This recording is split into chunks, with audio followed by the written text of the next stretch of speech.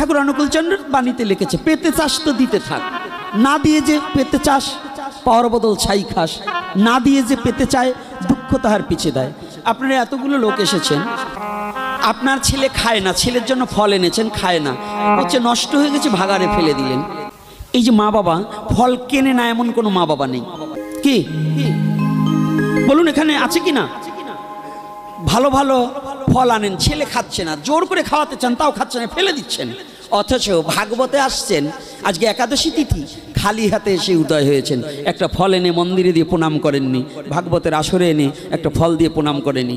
একটা ফল যদি আপনি একা আনতেন, ওই ফলটাকে 5টা টুকরো করে ভগবানের সেবায় দিয়ে, তুলসী দিয়ে ভগবানের নিবেদিত করে, এই 5 টুকরো ফল 5 জন ভক্তের হাতে চলে যেত।